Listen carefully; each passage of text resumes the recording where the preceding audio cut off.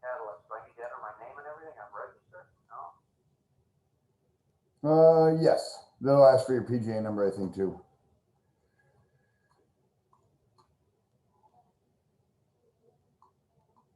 Okay. All right. So I just trying to open. Should I open? Yes. Launch meeting. Good morning, ladies and gentlemen. Welcome to the Catalyst webinar series presented by the Education Committee for the Southern California PGA. The Catalyst webinar series is a weekly educational platform for creating success and change in your club and career. We're very excited to have the one and only Dave Podas on the webcast this morning. As we all know, Mr. Podas is the Director of Golf at Bel Air Country Club and has been since 2002. He's one of 3 golf professionals at Bel Air CC over the last 100 years, which is amazing. Prior to coming out to LA in 2002, Dave was the Director of Golf at Minneapolis Country Club in Minneapolis, St. Paul, Minnesota. Dave is going to be taking us through the 10 most common misconceptions and mistakes when applying the rules of golf. We have switched to a Zoom format, as all attendees are aware this morning. The main reason why we switched to the Zoom format is to make the webinars so much more interactive for all the members that are attending. That being said, everybody has been given the ability to be unmuted, and all participants have control of your own muting. The reason why is we want you to be able to interject and ask questions whenever you wish during the course of Mr. Podas's presentation. That being said, take it away, Mr. Podas. It's all yours. Thanks for joining us on the Catalyst webinar series this morning. John, thank you very much. Good morning, everyone. Glad to be here. It seems like this is the education format of the future. No more driving, no more airplanes. We're just going to wake up, pour a cup of coffee, and flip on the computer, and that's how we're going to learn. But I'm glad to be invited, glad to help out whenever asked. And it's wonderful to see this much interest in people trying to get a little bit better with the rules of golf. I think most people here would recognize the fact that as PGA professionals, we're looked at as experts in the game. And a big component of being an expert in the game is having an awfully good working understanding of the rules of golf. And I think it's fair to say, I know in the clubs I've been involved with, it's almost impossible to stand in a golf shop for any length of time at all before a rules question ends up in your lap. And I think the ability to efficiently and accurately answer those questions does an awful lot, not only for your individual credibility, but it does an awful lot for the credibility of all of us as PGA professionals. So kudos to those of you that are taking this hour to be involved. We're all going to get a little bit better. We're going to have some fun. Hopefully I'll be able to tackle any questions that come my way. And we're going to have a great hour. When I came up with this idea, the 10 most common misconceptions and mistakes, it came on the heels of John asking me to do this. And I typically would throw a dart at the rule book, and we'd spend a time talking about Rule 17 or Rule 14, one of the more complex rules. But it just so happened the day he had asked me to do this, somebody came in the golf shop and asked a question that I had been asked a million times, and I've heard it asked in other golf shops. And I just had this idea, why don't we just go over some of the things that the mistakes people make all the time, these things that people think are true and they just aren't, and how we handle those. So what I did is I polled some of my fellow rules committee members, and I came up with a list. Now, are these the 10 most common? I don't know if they're the 10 most common, but they're 10 that come up a lot. And I think all of you will agree as we move through these rules that you'll have heard and see these a fair amount. So that's how we ended up with this topic. And like I said, I welcome the questions, and we'll jump right into the first one. And we were standing in the golf shop, and somebody came in and said, "Pro, we were playing in a match and we didn't know what to do, so we played 2 balls." Now, the answer to that should be fairly simple, but I can't tell you how many times I've been around golf professionals who get this question And the question was prefaced, we're playing in a match and we didn't know what to do, so we played two balls, and whoever the person is that's answering the question jumps right in and says, well, tell me what you did with both balls. When what really should have happened is this. We talk about big misconceptions. The ability to play two balls when you don't know what to do is strictly and only a stroke play option. This is not a match play option. When you don't know what to do in a match, you do not have the ability to play two balls. And it's again fascinating to me at how often this comes in and people just jump right into the answer and start answering this question. Well, what did you do with the first ball? What did you do with the second ball? And it's just not correct. There are some things that are unique to match play, and there are some things that are unique to stroke play. This is one of those things that is strictly a thing that is unique to stroke play. I'll give you an example of something that's unique to match play: the ability to allow your opponent, when he tees off outside the teeing ground in a match, you can allow that. Now, you couldn't do that in a stroke play situation. That's a mandatory correction. But the ability to play two balls is only an option in stroke play. So what happens in that situation? It ends up in your lap. These two guys are out playing in a match, and they walk into the golf shop. They say, hey, pro, on the 14th hole, we didn't know what to do. We played two balls. What do we do? Well, if we look in our reference guide to 20.1b, parentheses 4, hopefully everybody's got this book with them. If you don't, I'll kind of paraphrase as we work through this. But if in this reference guide to the rules, we turn to page 283, we see what happens if you play two balls in match play. So when this question comes to you, the second ball is irrelevant. The players score with the original ball. That's what happens. They played two balls, but it doesn't matter. Whatever the player made with the original ball is the ball that's scored with, unless the opponent objects to the playing of two balls. Then the opponent wins the hole.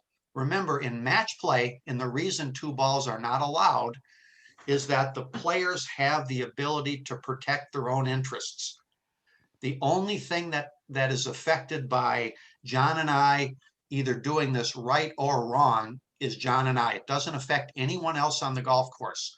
So someone's knowledge of the rules, someone's ability to operate within the rules and protect their own interest is to their advantage. So when somebody comes in, they've played two balls, they can't do that. They're not going to be penalized unless there was an objection made, a claim, and the score with the original ball counts. Hopefully that makes sense.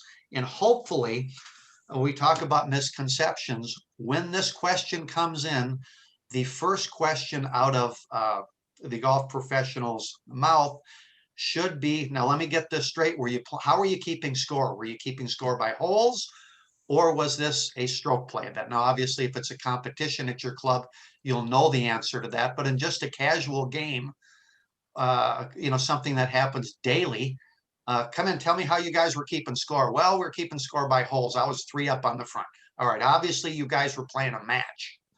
So in that instance, that's the answer. So that's misconception number 1. Happens all the time. I don't know if there are any questions regarding that, but hopefully I've shed a little light on that. Now, Dave, to back it up a little bit, when you said if the opponent makes a claim, can you describe the circumstances around the opponent making the claim about the practice on the second ball?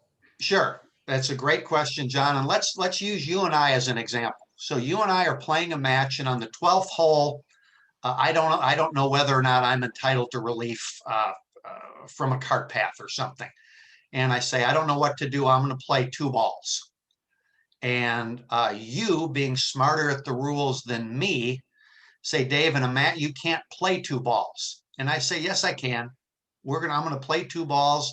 And when we get back into the shop, I'm going to ask the pro. and you say, Dave, I'm fairly certain in match play, you can't play 2 balls. We need to decide right now. And I say, no, John, you're wrong. I'm going to play 2 balls. And you say, you know what? Go ahead and play 2 balls, but I'm objecting to this. And when we make a ruling, I'll state such. If it came back in the golf shop in that situation, you would win the hole, because at the time you knew I couldn't play 2 balls. You raised that claim. I did so anyway.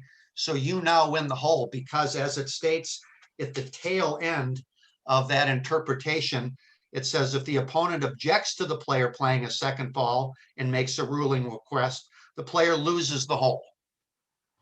So that's an instance where I'm trying to play 2 balls. You're objecting to my playing 2 balls because you know more than I do. You would win the hole in that instance. Regardless of what your score was on the first ball. Exactly right. Because the mere fact that I played 2 balls on that hole, I incur the general penalty, which is loss of hole. So that's the answer there. Let's before we get too hung up on this one, we got a few good ones to get through. So let's move on to number 2. Another thing I see all the time, and my assistants and I put these slides together, and hopefully they're going to work out okay. But one of the things that we see come up all the time, and it's often from beginners or novice players, when they want unplayable ball relief. They hit their ball in a bush, they hit their ball in some area where they can't play it, and they look around and say, I'm going to declare this ball unplayable. They seem to think they get relief, meaning they move outside the bush and then they drop, or they move outside of the condition where the ball is and then they drop. Well, that's just not true. When you're operating under Rule 19, the unplayable ball rule, what that means, ladies and gentlemen, is you can move your ball 1 of 3 ways. Now, if that gets you out of whatever jam you're in, that's great. But remember, when we're taking relief for an unplayable ball, it doesn't necessarily give us any kind of relief. It could be a big bush. And when we take relief for an unplayable ball, we're going to drop the ball in 1 of 3 ways, which 19.2a is going back to the place where we hit our previous shot from. 19.2b. This is Jim. I can help you.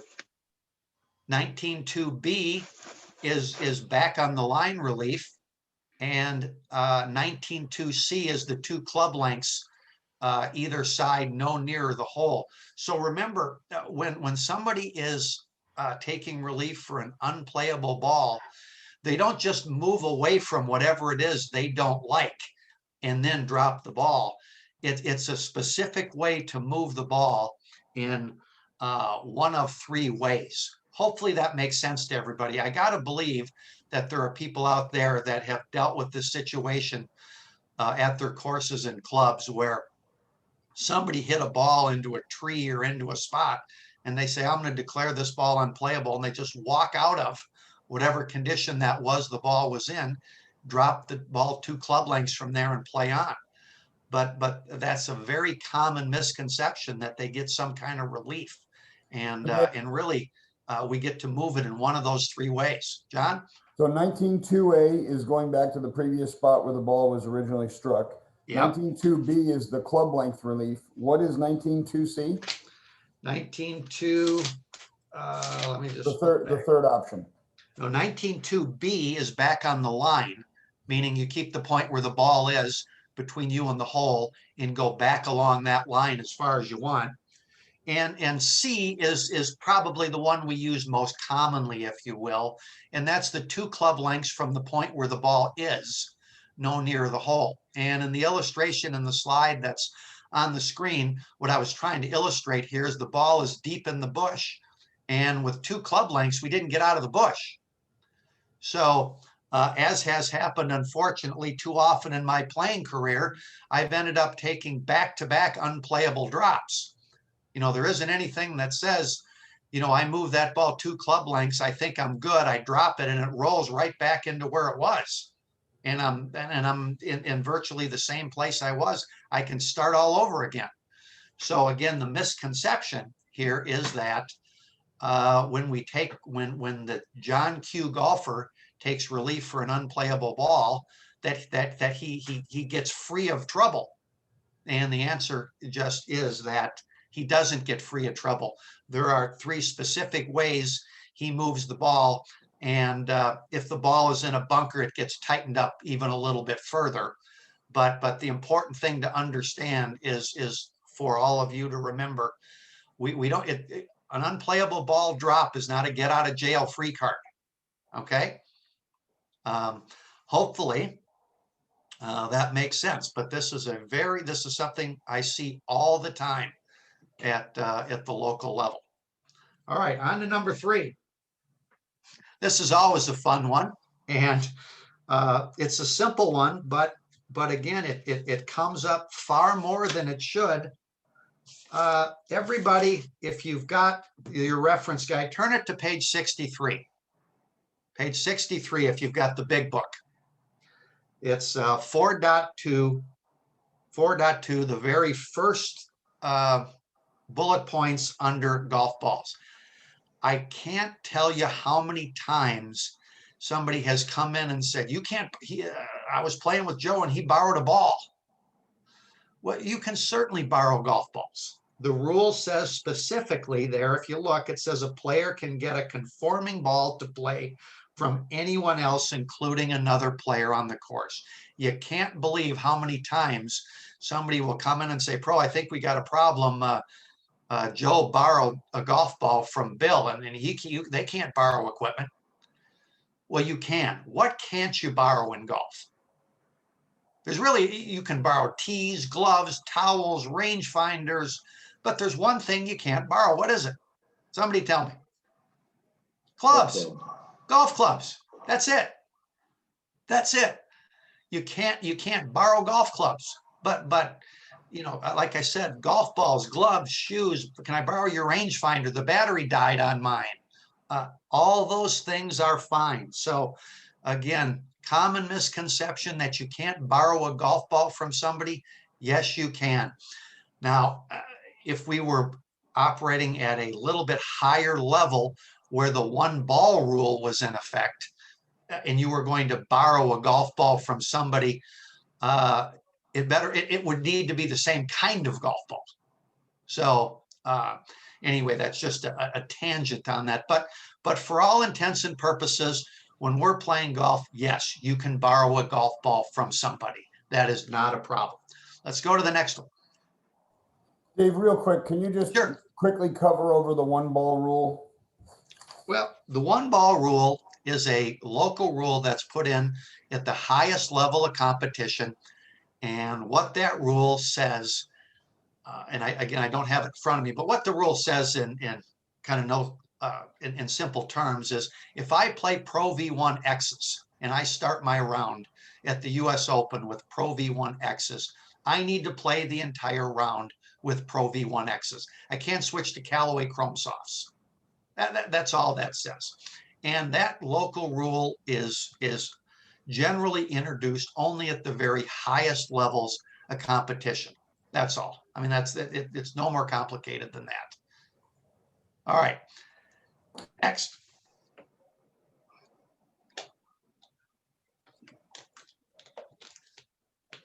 All right. This is something that comes up when we are determining our nearest point of complete relief.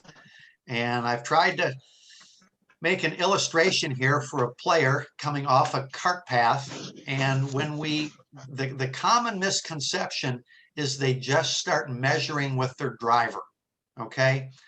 And what happens when we're taking relief, we need to determine our nearest point of complete relief with the golf club that we likely would use from that distance. What I've tried to illustrate here is a player that is, say 125 yards from the green, and this player is holding a 9-iron, which is about what I would use from 125 yards to determine where my nearest point of relief is. And from that point where the head of that iron is, then I'm allowed to use the driver, because the driver is the longest club in my bag other than a putter. So that's the area we use to measure our relief area. But it's kind of a two-step process here where the mistakes are made. And the mistake is that players come right off that cart path with the driver, okay? If I was 200 yards away, I might be holding a hybrid. So I would be a little farther off that cart path.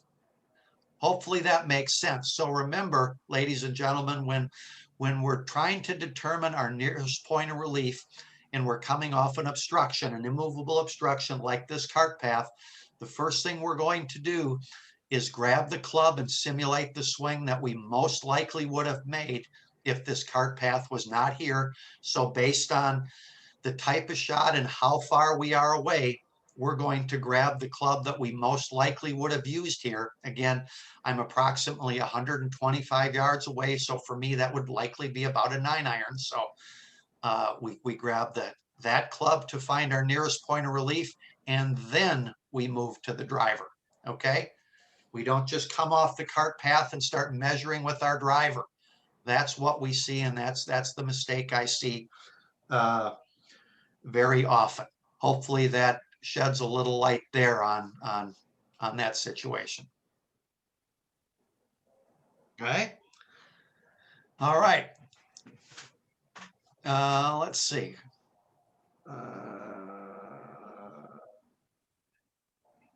Let's see. What was this the next slide, John?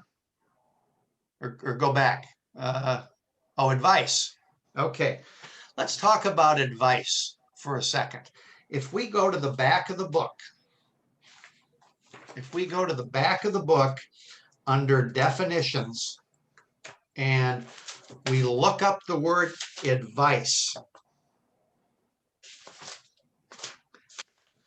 what we see is that advice is far more about more than just what club did you hit.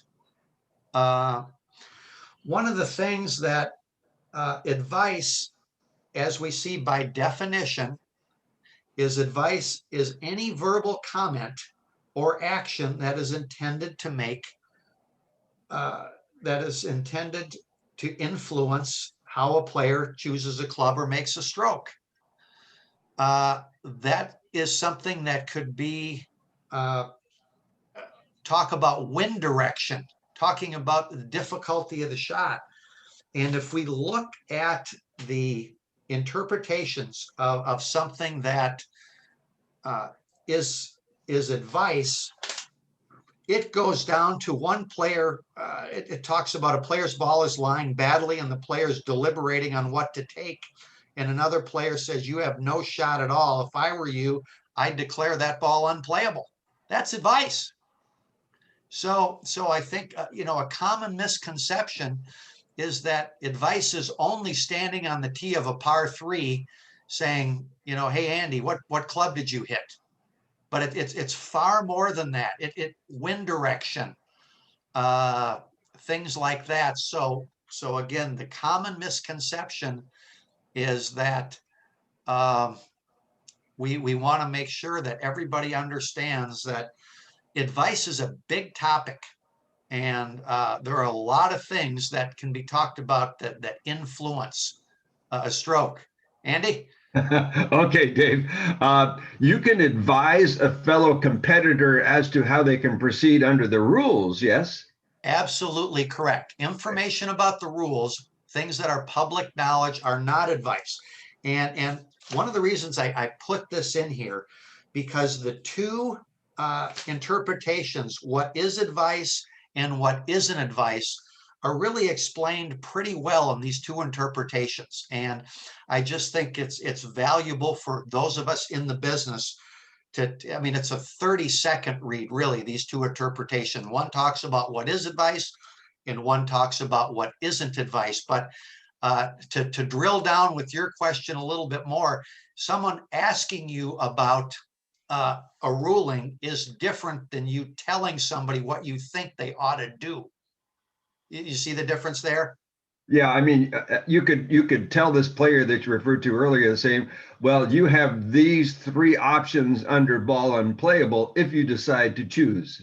Yes. Yeah. Yeah, I think, but in the definition here, where the problem hinges on is the player's comments, you have no shot at all. If I were you, I'd declare that ball unplayable. I mean, Yes. that's the advice component in that interpretation. You know, if the player were to say to somebody he was playing with, I'm thinking about declaring this unplayable, does anybody know what my options are? You know, not a problem in the world. But again, I think it's prudent for all of us to know where this interpretation is. You read those couple, and it just gives you a far better understanding about just what is and what isn't advice. I think it's an important thing to know, because I promise you, as I've heard for literally well over 30 years, people think advice only has to do with, hey, Andy, what club did you hit? And it's far, far more than that. So I point that out to all of you to just help in the future and make sure you know that interpretation is there, because if you ever end up refereeing, meaning walking along with the group of two people playing a match and you're standing on a tee box, I referee all the championship final matches at our club. You'd be surprised at the things you hear being discussed between players. So anyway, on to the next one. Quick question. Sure. Quick question there on that, Dave.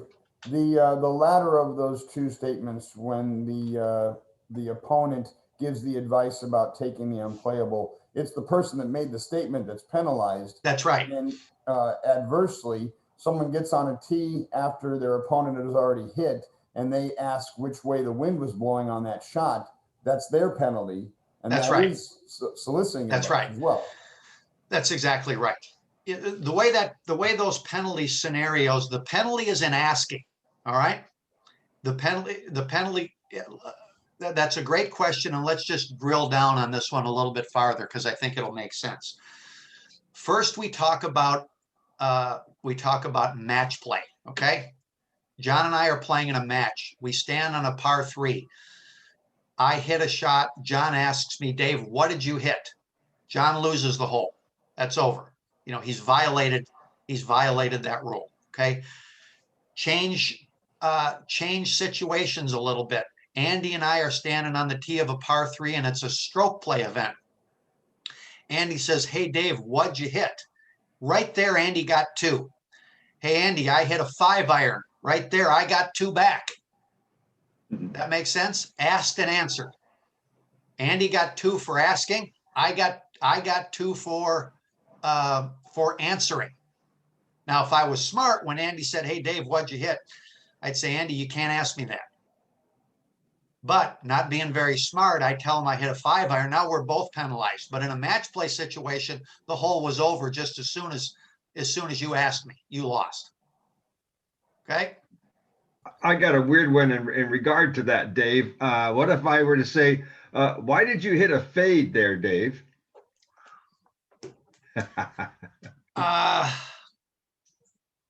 I'd have to think about that one, Andy. Yeah.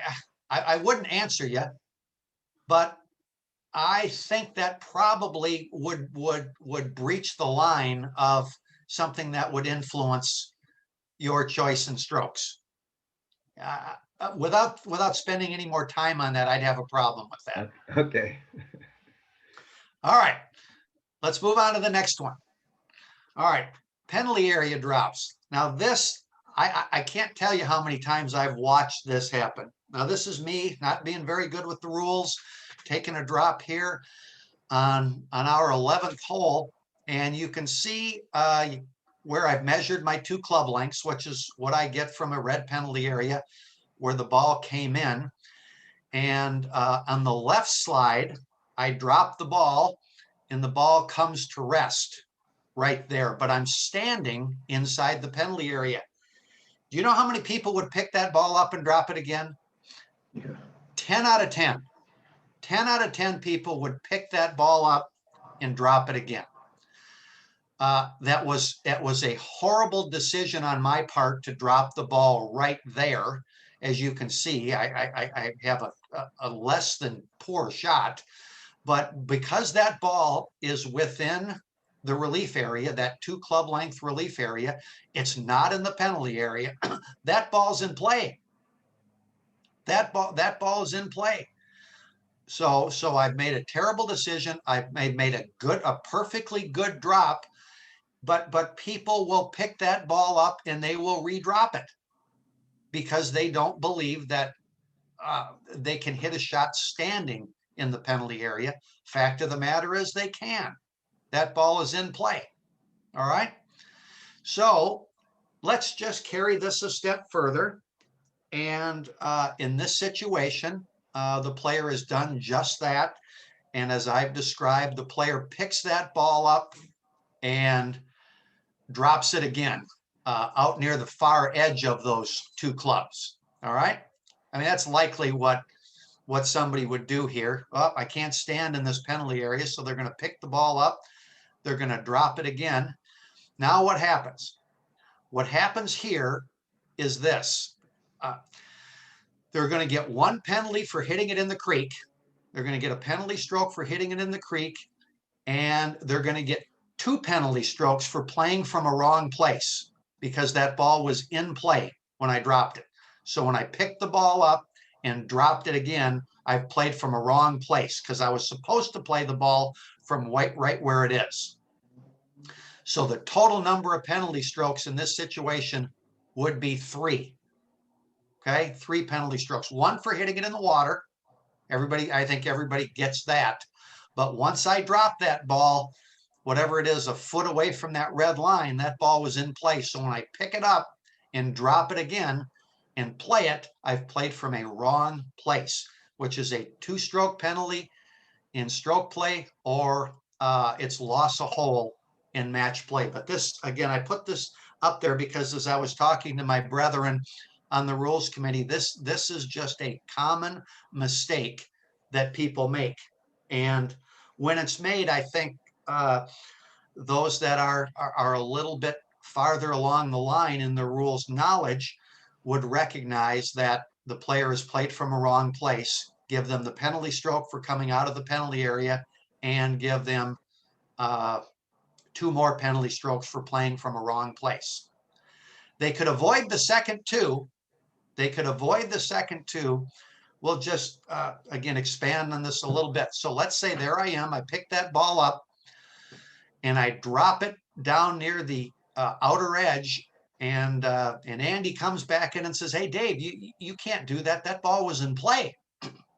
All right. I go, "Really? I can't? I didn't think I could stand in the penalty area after I dropped." And Andy, being a good rules guy, says, "Oh, no, you can stand in the penalty area. That ball was outside and was properly dropped. And now I got the ball on the ground outside near the outer edge of those 2 club lengths, but I haven't hit it yet." Well, but what have I done? I've picked up my ball in play. I've moved my ball in play. So now I can put it back, and that only cost me 1. If I hit it from there, it cost me 2 because I've played from a wrong place. If somebody saves me, I can put it back where it should have been for 1. Hopefully that makes sense. And hopefully that helps clear up, again, one of the things that I think is a common misconception. John, what do you Also, think? Dave, wouldn't the butt end of the club closest to the hazard, that would be on the spot where the ball would be with full relief with the feet outside the hazard line? Yeah, that reference point, that's where the ball last crossed the edge of the penalty area. And you can't see it, but there's a T there. And that's the spot where relief is. And as long as the ball's not touching that red line, we're good to go. And like I said, it just wasn't very smart on behalf of this player to drop that ball that close, even though that's a fair drop. Just again, but again, as we're going through, I think this is something that we see very frequently. All right, next one. I see this at least once a week at my club, at least once a week. When somebody is taking a drop from a cart path, whatever side the ball is on, that's the side they go on. I mean, that is, if that's happened once, it's happened a million times. If they're on the left side of the cart path, they go to the left. If they're on the right side of the cart path, they go to the right. Well, it's just not right. It's just not right. Now, in the left slide, even though the ball, what I've tried to illustrate here, if we can use our imaginations for just a moment, even though the ball is on the right side of the cart path in this left screen, you can see the head of that hybrid I'm holding. That's actually my nearest point of relief, because the distance from where the ball lies on that path, it's a shorter distance on the left screen than it is on the right screen, even though the ball is on the right side of that cart path. This is a challenging concept for people to wrap their arms around, but it's just the way the rule is written as we talk about nearest point of relief. And what I guess I should have done here is, if we took a tape measure, ladies and gentlemen, and measured from the ball to the head of the club on the left and from the ball to the head of the club on the right, the distance would be shorter on the left for sure. And that's why that is my nearest point of relief. So remember, when we're talking about coming off immovable obstructions and cart paths, 10 golfers out of 10, except the ones that are reasonably rule savvy, will just go to the side that the ball is on. And as that ball moves to the right, if we look at the slide on the left, as the ball moves to the right, eventually the distance becomes shorter on the right side, and we're going to go to the right. Now, if we were, again, using our imaginations for just a second, if this happened to be a left-handed golfer, the outcome would be completely different. If this was a left-handed golfer, that ball would be over on the right side of the cart path right away. Okay? Hopefully everybody understands that. So again, the common misconception that I'm trying to clear up here to help all of you better understand this concept of nearest point of relief is the whole idea that it's a fact. It's not an arbitrary point. This is a finite point on the golf course, and it's strictly a measurement. And that's why we carry tape measures and string when we're officiating at the highest level, and we'll just measure. And certainly day to day you can use clubs to measure, or you can pace off steps, whatever it takes. But again, there becomes a point where depending on where this ball is, we're going to go to the left side or the right side. And what really makes these interesting is when the ball's on a cart path and one of the sides is real bad, has bushes and weeds and ivy and junk in it, and the other side is fine, and the players on the cart path, they just immediately go to the side where they get the best shot. But when we're taking relief here from an immovable obstruction, this is a particular spot on the golf course. It's purely a function of measurement, and we're going to get to this spot whether we like it or not. It's just a matter of measuring. So hopefully, again, we've shed some light on another common misconception in applying the rules of golf. John, what do you think? All right. Now we've got a little typo here, but let's turn to rule 18 for just a second. And we're going to go to page, let's see here, page 261 if you have the big book. And the typo here is in the interpretations are 18.3b/1 and 18.3b/2, not .36. Somehow when I was proofreading this, I missed that. But we have a lot of trouble with players announcing what provisional balls are. And if we look at the way the rule is written, and provisional balls are an important part of what we do. They're a very big time-saving element, and they need to be properly played. And you need to properly announce that that is what you're doing, so your opponent in match play or your the other people you're playing with in a stroke play event know what you're doing. And if we look at on page 262, statements that are not acceptable that I hear all the time, I'm going to reload or I'm going to play another. That does nothing to tell those you're playing with what your intentions are. Those are not acceptable statements. Those are not acceptable. We really, especially those of us that play professional golf and officiate and deal with golf at the advanced level, that word provisional should be used. It should be used. Your intentions have to be clearly stated. And when we talk about that interpretation 1, it talks about what satisfies that requirement. So, ladies and gentlemen, know this interpretation is here and know what the difference is between properly and not properly announcing that provisional ball. Because again, going a half a step further, if it's not properly announced, it becomes the ball in play.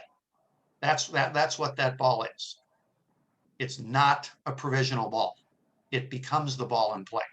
If I just stand up on a teeing ground and hit one in the woods, reach in my pocket, say nothing, or utter one of those other statements, I ought to hit another, and tee that ball up and hit it, that is now my ball in play and I'm lying 3.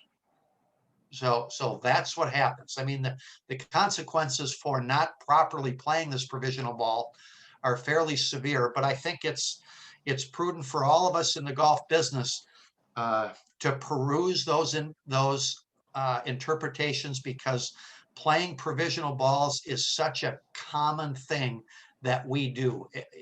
You hardly can play us a round of golf where somebody in your group isn't doing this at least once. I mean, we all hopefully play a decent amount of golf, and if this is, cart paths, penalty areas, provisional balls are something we just deal with in every single round of golf we play. So if we're competing and we're not just out there horsing around, this proper announcement of the provisional ball is important. All right. So everybody make sure you have a good understanding of that. You'll be far better off in the future because of that. So All right. technically speaking, Dave, the word provisional needs to be used. It doesn't. It should be, but it doesn't. Again, if we look at, I could say, being somebody that's pretty decent with the rules, I'm playing another ball under 18.3.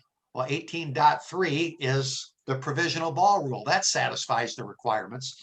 And again, it's important. So it doesn't have to be, the word provisional doesn't have to be, but should be used. But the people in your group have to know that the ball is being played provisionally. Okay, hopefully that clears that up.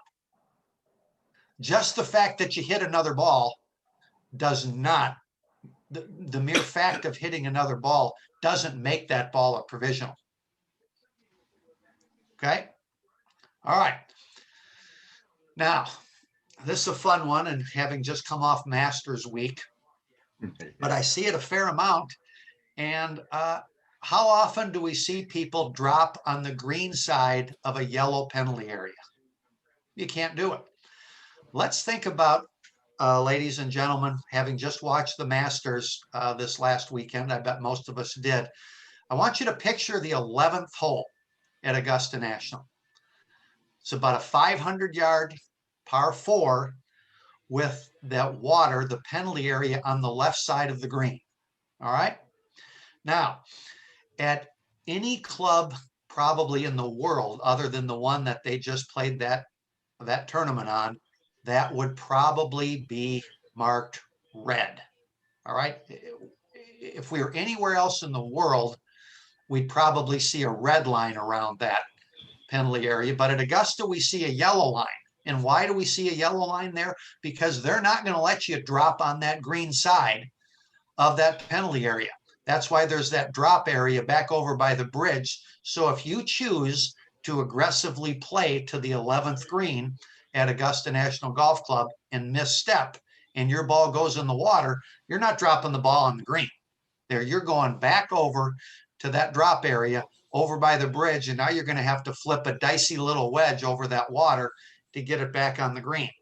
So not only Augusta, the number 11 at Augusta National is just a perfect example of maintaining the integrity of a yellow penalty area.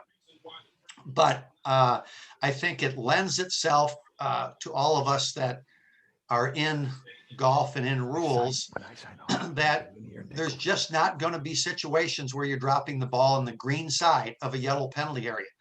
We have to keep the point where the ball last crossed and go back along that line. So that puts us on the other side. We just don't have that lateral side option available to us. So remember, you hit your ball in a yellow penalty area, you're going back over it again. You're not dropping on the green side. Very, very common misconception. Hopefully that's clear to everybody. Any questions about that? Great. We've got I think we've got time for maybe one more. And this is a great one right here. Once again, I'd like everybody to take your interpretation book. I think somebody's got their radio on. There we go.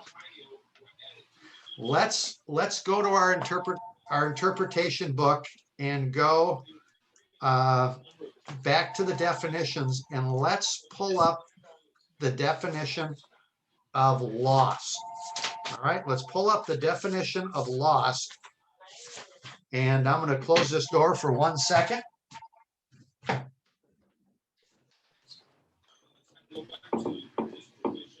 All right, so if we go to page we go to page 345, okay, page 345, and we see the definition of lost. All right, important that people understand that you can't declare a ball lost. All right, I can't tell you how many times somebody will say, well, I'll declare that one lost and hit a provisional or something. Well, a ball is lost at 3 minutes.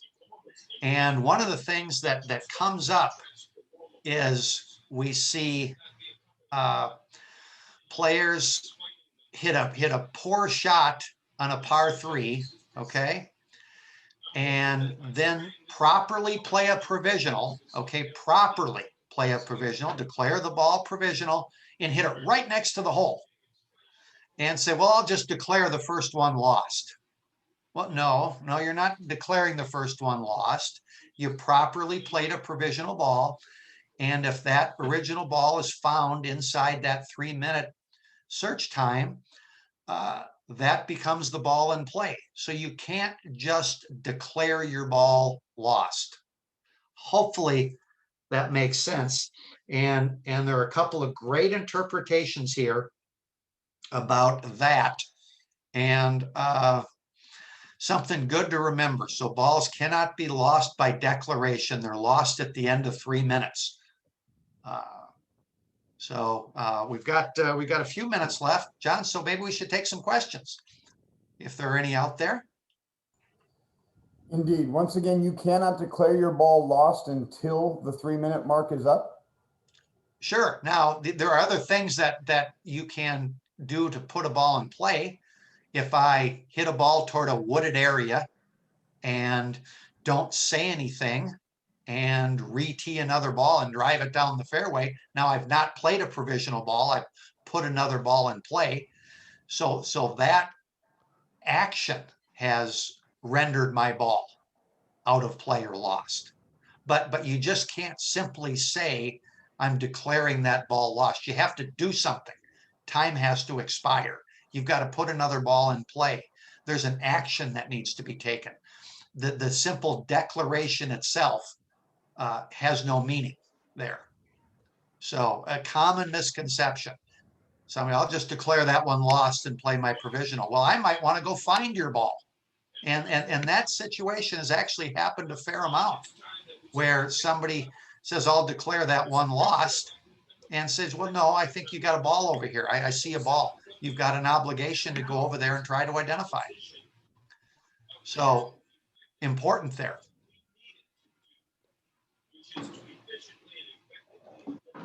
Ooh, I think you're muted, John.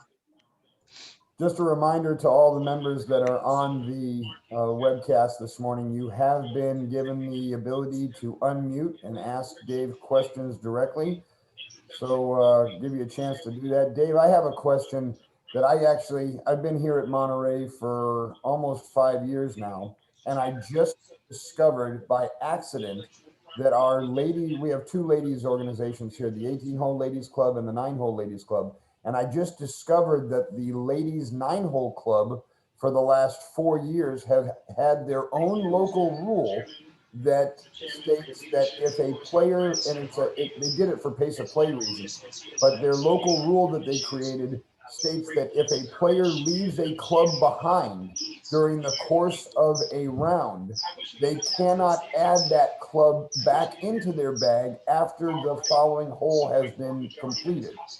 And my question is, are they able to adopt a rule that is contrary to the rules of golf? No, that's one of the more interesting local rules that I've heard. And it's been going on for 5 years under my nose. I had no idea. Yeah, and that would not be an acceptable local rule. Kind of the general rule of thumb with local rules is they cannot conflict with the rule of golf, which that there isn't anything in the rules that says if I leave a club behind, I can't have somebody go get it and bring it back. But that's certainly interesting. I'll tell you, at Bel Air, I inherited a local rule that I still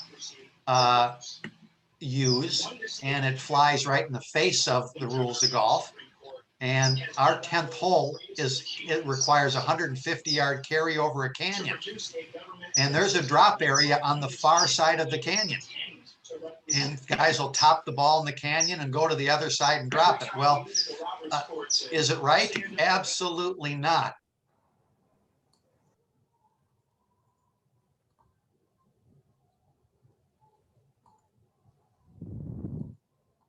Dave, I accidentally muted you. I was trying to figure out who was making the noise. All right. There we go. Sorry about that. So again, I think that one of the things as golf professionals, like I said, this local rule had been in effect at Bel Air since 1925.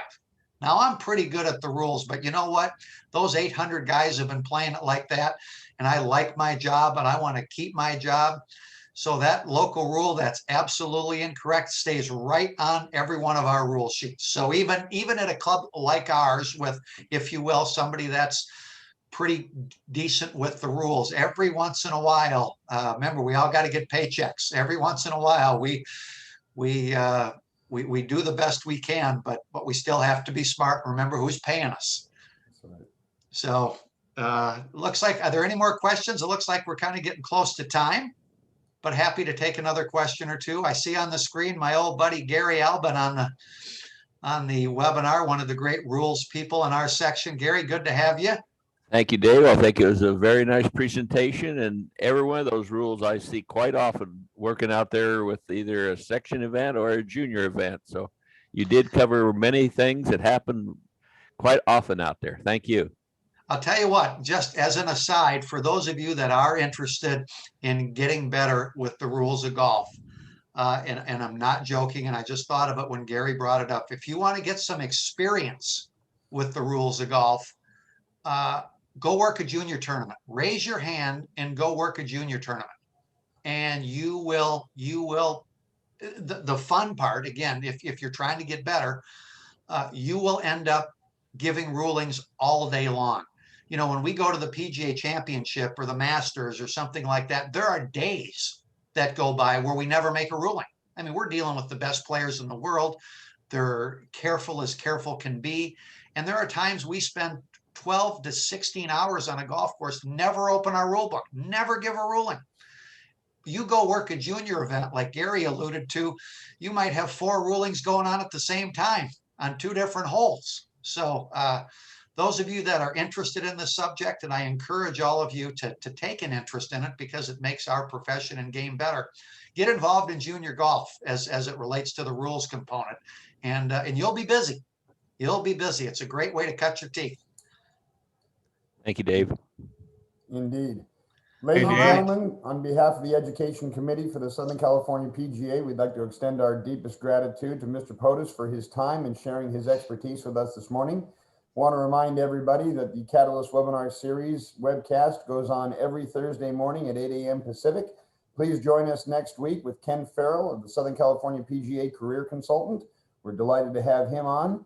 Once again, thank you, Dave, for your time and expertise today. Have a great day, everybody. All right, everybody. Thanks for attending. Have a great day. Bye-bye. Thanks, David. Well, hopefully that went all right, John. It did, absolutely. Good. We got the 10 was just about the right time. It was perfect. That timing was just about right. Thank you for all your help and with the technical stuff. So, Oh, indeed. My pleasure. Have all a right, great day. all right. Bye-bye.